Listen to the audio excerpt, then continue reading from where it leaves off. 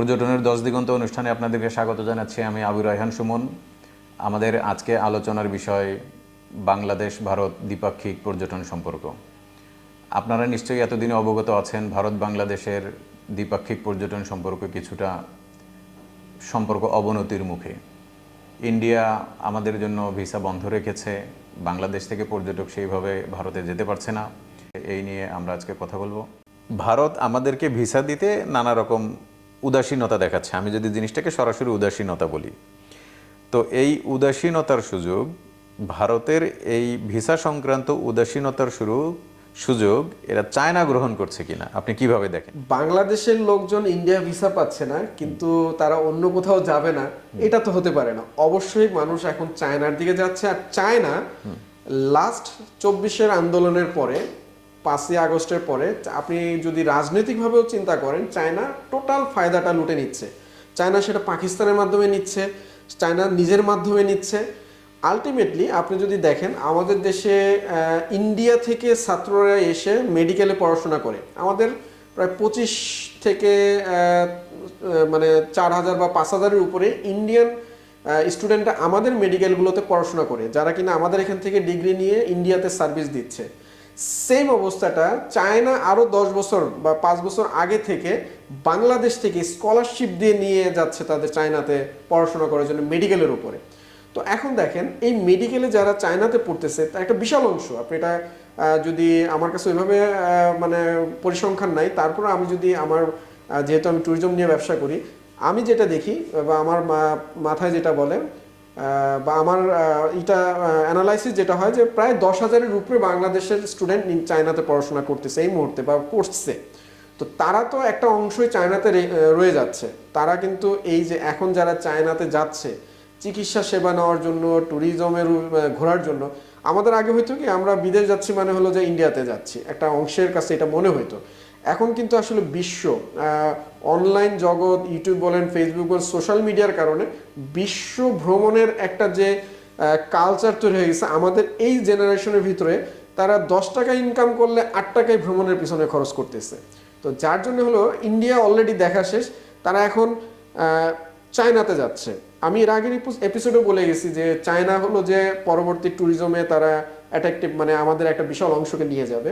আমি আজকের প্রোগ্রামে বলে যাই, বাংলাদেশের জেনারেশন, মানে এই যে নেক্সট জেনারেশন বা এখনকার যে জেনারেশন আছে, তাদের পরবর্তী ডেস্টিনেশন হবে পাকিস্তান। রিসেন্ট এই গত 3 মাসে বাংলাদেশে না হলো 100-এর উপরে না, 1000-এর উপরের লোক ডাইরেক্ট পাকিস্তান ভিজিট করতেছে। এবং তারা যে পরিমাণ ফুটেজগুলো ইউটিউব বলেন, সোশ্যাল মিডিয়াতে শেয়ার করতেছে, আপনি 100% নিশ্চিত থাকেন 2025 সালে বাংলাদেশের একটা বিশাল অংশ পাকিস্তানে চলে যাবে তাদের নেক্সট ডেস্টিনেশন হিসেবে। তো আলটিমেটলি চায়নার পরে এরপরে আসতেছে পাকিস্তান। তো এখন ইন্ডিয়ার যেহেতু ট্যুরিস্ট ভিসা বন্ধ, এমনি ধরেন একটা ইনিশিয়াল হিসেবে, ইন্ডিয়ার বিকল্প হিসেবে আপনি কোন দেশটাকে পরামর্শ দেন যে ইন্ডিয়ার বিকল্প হিসেবে এই দেশ দিয়ে আপনি ট্রাভেল শুরু করতে পারেন? আসলে এই কথার জবাব এক কথায় সম্ভব না। আচ্ছা, এটা বেশ মানে আচ্ছা, আমি আপনাকে আরেকটু সহজ করে দিই। ধরেন আমরা হয়তো অনেক সময় করি কি যে 10-12 হাজার টাকায় ইন্ডিয়া ঘুরে আসা যায়, এটা হলো একটা টাকার দিক। আর একটা কিন্তু সৌন্দর্যের বিচার আছে, যে আমি দেখতে চাই কাশ্মীর, বা আমি দেখতে চাই দার্জিলিং, আমি দেখতে চাই হচ্ছে হিমাচল প্রদেশের যেটা আছে, তারপরে এই যে সিকিম, বা আরও রাজস্থানের মরুভূমি, এটা তো একটা বড় ব্যাপার। তো এরকম বিকল্প হিসেবে সৌন্দর্যের তুলনায়, কারণ টাকা পয়সা তো এত কমে আর কোথাও ঘোরা যাবে না, তো এটাকে আপনি বিকল্প কোন দেশ মনে করেন? ইন্ডিয়ার বিকল্প বললাম যে এক কথা এটা জব না, আপনি কিছু আমাকে অপশন দিয়েছেন যে সৌন্দর্যের বিচারে আপনি যে জায়গাগুলোর নাম বললেন, সিকিম, দার্জিলিং, কাশ্মীর, অ্যাকচুয়ালি এগুলো পাহাড়, বরফ। তো এইখানে যারা যান বাংলাদেশ থেকে, ওনারা কিন্তু ওই পাহাড় বা বরফের সৌন্দর্য নিতেই যান।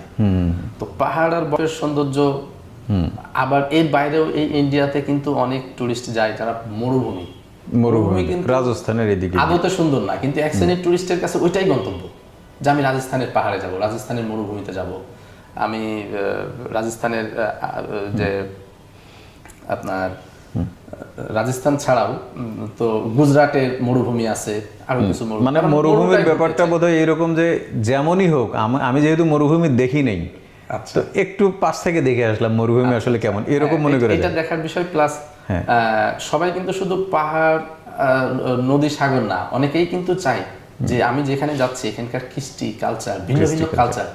তো ভারতবর্ষ এমন বৈচিত্র্যপূর্ণ একটা দেশ যে একই দেশে যে কোনো দেশের থেকে একজন টুরিস্ট এসে ঢুকলেন তো উনি 28টা ভিন্ন ভিন্ন রাজ্য পাবে। আচ্ছা, তো 28টা ভিন্ন রাজ্য মানে 28টা ভিন্ন Culture। কালচার, 28 রকম পোশাক, 28 রকম খাবার। অ্যাকচুয়ালি ভেরিয়েশনটা আরো বেশি, কিন্তু ভেরিয়েশন তো এটার জন্য কিন্তু অনেকে যান।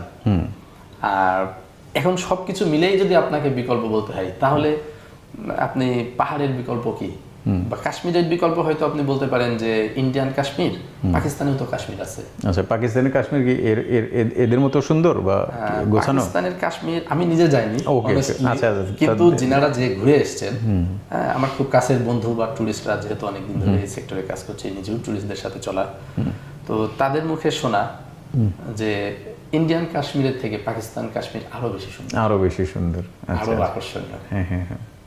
এবং মানে আসলে যে ফ্যান্টাস্টিক বলে একটা জগৎ, হ্যাঁ, এইটা পাকিস্তান কাশ্মীর গেলে ফিল হবে।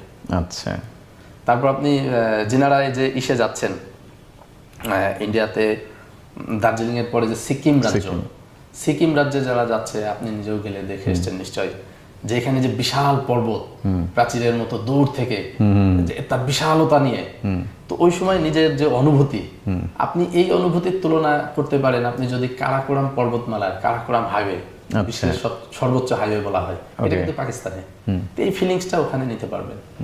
হ্যাঁ, তো এর বাইরে আফগানিস্তান দেশটা অনেক দিনই টুরিস্টদের জন্য বন্ধ ছিল, সম্প্রতি 2 বছর হলো ওরাও টুরিস্টদের জন্য ওপেন হয়ে গিয়েছে, এবং তাদেরও সৌন্দর্যগুলো একে একে আবার উঠে আসছে।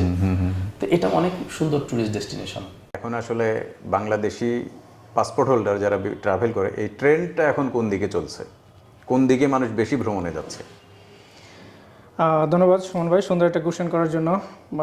বর্তমান প্রেক্ষাপটে আমরা যেই দেশগুলির ভিসা একটু সহজীকরণ করা আছে, যেই দেশে ভিসাটা খুব সহজে পাওয়া যায়, আমরা সেই দেশগুলিকে মূলত প্রমোট করার চেষ্টা করি। তার মধ্যে আমরা যদি বলি ভিয়েতনাম আমরা 1 নম্বরে রাখবো, শ্রীলঙ্কাকে আমরা 2 নম্বরে রাখবো।